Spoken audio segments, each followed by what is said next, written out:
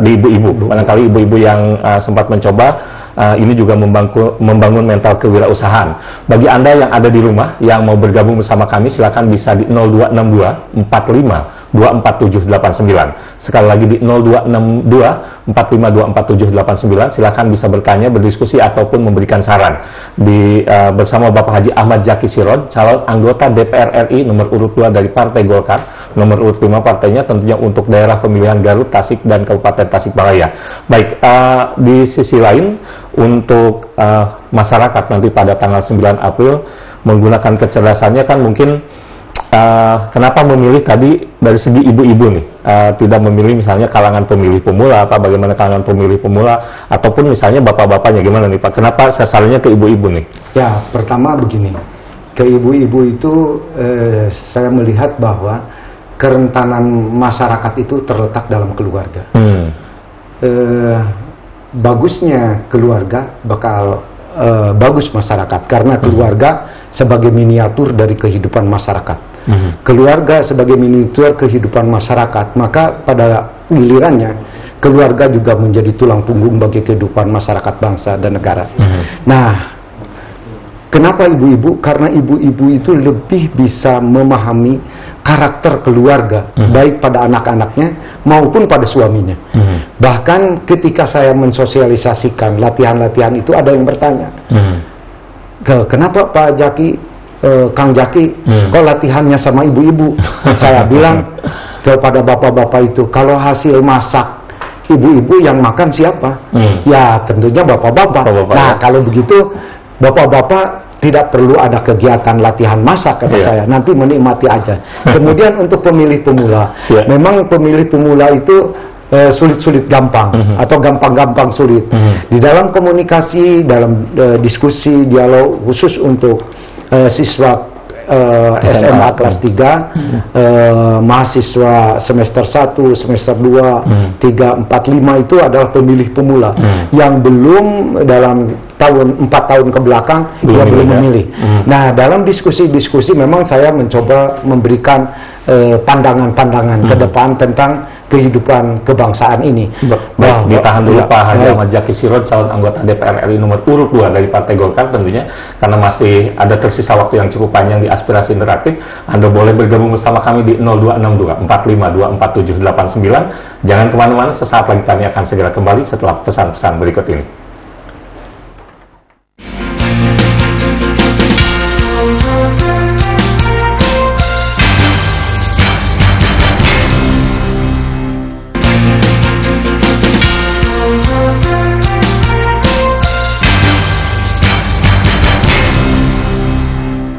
Terima kasih Anda masih bersama kami di acara aspirasi interaktif untuk malam hari ini. Selamat beristirahat sambil menikmati santap makan malam barangkali Anda. Di acara aspirasi interaktif kami temani dengan berbagai informasi Senin sampai dengan Jumat, dan lain telepon yang bisa Anda gunakan untuk berinteraksi di 0262 45 24789. Di malam hari ini bersama calon anggota DPR RI nomor urut 2 dari Partai Golkar. Sekali lagi calon anggota DPR RI, artinya kertas suaranya yang warna kuning itu untuk calon anggota DPR RI nomor urut 2 dari Partai Golkar ada Bapak Haji Ahmad Zaki Siroj. Baik, tadi berbicara tentang kondisi saat ini, di mana kalau tidak dibangun dengan sikap pesimistis, masa depan ini ide baik ini tertahan begitu. Ya, sudah ada telepon. Halo. Ya, halo. Baik, silakan di 0262 45 24789. Halo. Rupanya terputus, bisa dicoba kembali di 0262 45 24789 bersama Haji Ahmad Zaki Siroj, calon anggota DPR RI nomor urut 2 dari Partai Golkar. Ya, halo. Assalamualaikum warahmatullahi wabarakatuh. Waalaikumsalam warahmatullahi wabarakatuh. Pak Sarip, silakan Pak Sarip. Pak Sarip, Kerujan Wani, Kansadana. Tadi menanggapi malam yang diingatkan memang Pak Haji seperti nyetakan anu tadi konsumtif jantan produktif gitu ya. Pamina pribadas memang kata saya bisa mudah-mudahan jantan ilmunya jantan patur panjang gitu. Amin. Sarana kan saya upami ditambihan ke mensosialisasikan ini keadaan pegawai ada menjadi keadaan mereka kumaha sangka masyarakat Cina khusus negara biasa memanfaatkan hak solahna dina mangsa nangkukeun keundanganna kepada manfaat tetap karena sadayana hari itu KPU di nyata kira itu sosialisasi mohon perkara samana kami kangerta Pak Haji kadiri dengan jangan nah pada nyalaksanakan tugas legislatif anu utami ke tugas legislatif di mangsa itu sementara. Assalamualaikum warahmatullahi wabarakatuh. Waalaikumsalam warahmatullahi wabarakatuh. Hatur nuhun Pak Haji Sarip di Garut Kota nu sanesna tiasa ngagabung di 0262 452 4788 di Aspirasi Interaktif bersama Haji Ahmad Zaki Silon, calon anggota DPR RI nomor urut 2 dari Partai Golkar, partai nomor urut 5. Baik, tadi apresiasi terhadap mengubah sikap konsumtif menjadi produktif melalui pelatihan singkat tentang nugget. Masyarakat masih agak sedikit kebingungan. Ini tentunya bisa menjadi masukan nanti di masa tenang, karena kalau masa tenang tentunya sosialisasi dari penyelenggara pemilu bisa lebih dioptimalkan selain oleh para calon anggota legislatif sendiri. Tadi berbicara ketika misalnya nanti sudah sampai dari Pak Sarip menyebutkan kalau misalnya nanti sudah terpilih lah. Mudah-mudahan seperti itu. Tentunya apakah akan menjalankan fungsi legislatif yang utama, sambil nanti bisa dijelaskan bahwa fungsi legislatif itu seperti apa dan bagaimana akan menggunakan masa reses tersebut. Silakan Pak Haji Ahmad Zaki Silon. Ya Pak Sarip, terima kasih atas tanggapannya dan pandangannya terhadap apa yang saya kemukakan tadi, bahwa memang masyarakat bangsa pada umumnya itu kita dilanda oleh sebuah budaya konsumtif.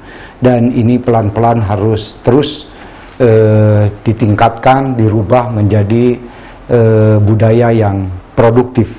Memang pada gilirannya, kalau sudah jadi anggota DPR nanti sudah barang tentu dia harus melakukan kewajiban-kewajiban sesuai dengan anggota DPR, yaitu tugas dan fungsinya.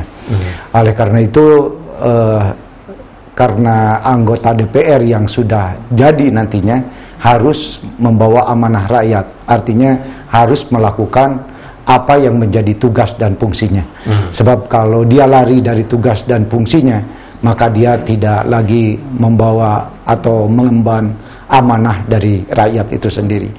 Walaupun saya misalnya menggunakan sosialisasi atau ingin ikut meraih suara dengan memberikan keterampilan tadi, karena memang ada tantangan dan kita memiliki idealisme sebagai sebuah bangsa, sebab bangsa itu bisa dirubah kecuali oleh bangsanya sendiri. La yughayyiru ma biqaumin hatta yughayyiru ma bi anfusihim. Suatu kaum tidak akan bisa merubah nasibnya kecuali kaum itu merubah nasibnya sendiri.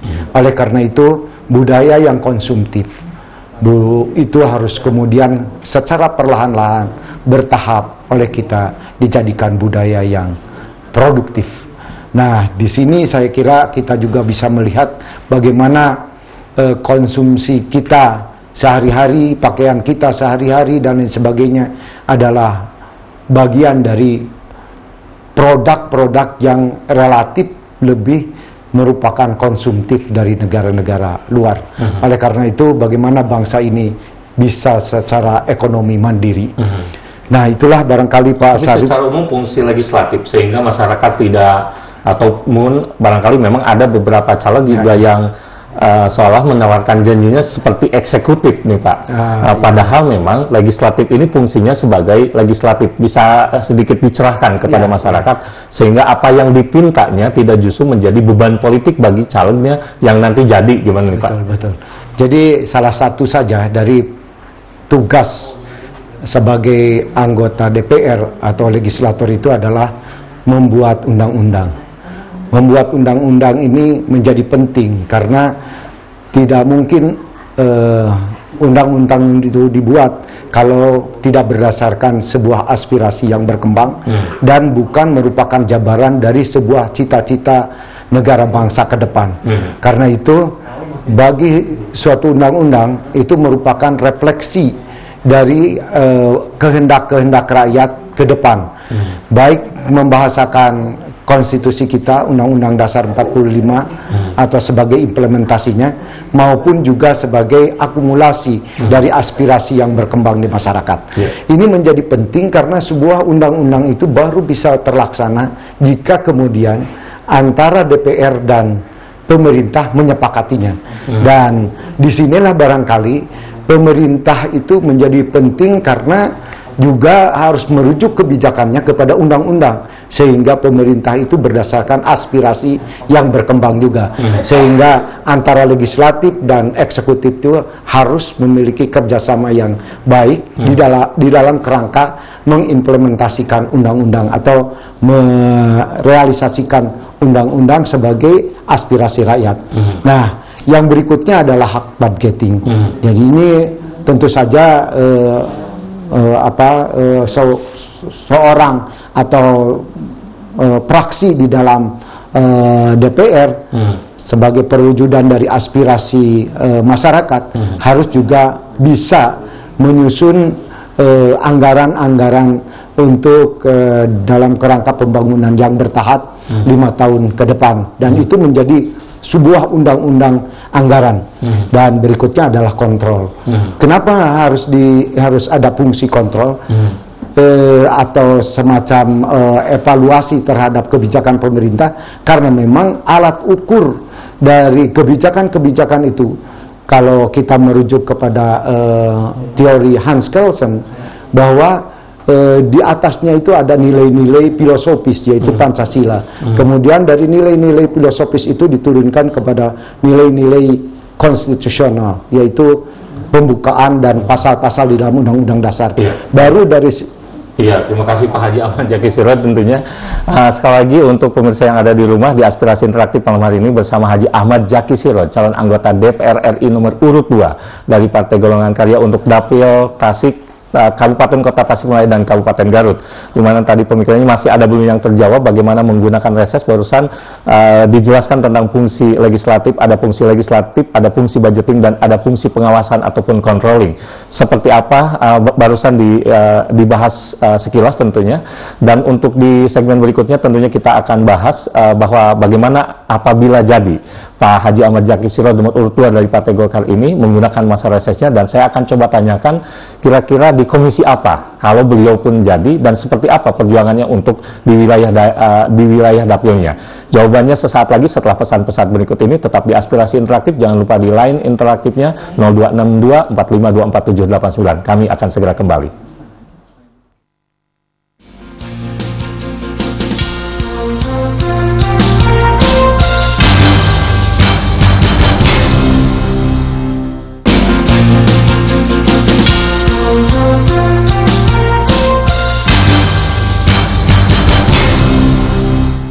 Terima kasih Anda masih bersama kami di Aspirasi Interaktif malam hari ini bersama Haji Ahmad Zaki Sirot, calon anggota DPR RI nomor urut 2 dari Partai Golkar untuk daerah pemilihan Kabupaten Garut, Kabupaten Kota Tasikmalaya. Tadi terputus tentang bagaimana akan menggunakan masa reses Pak Haji Ahmad Zaki Sirot. Baik, memang dalam fungsi kontrol itu kita ada alat ukur yang untuk mengontrol idealisasi bangsa. Yang tadi saya kemukakan, yaitu teori Hans Kelsen, yaitu bagaimana peraturan perundang-undangan yang ada di Indonesia itu mengontrol berbagai kebijakan-kebijakan pemerintah. Nah, sudah barang tentu di dalam masa reses itu sendiri kita harus mampu menserap aspirasi rakyat yang berkembang dengan pemerintahan baru tentunya dari hasil pemilu.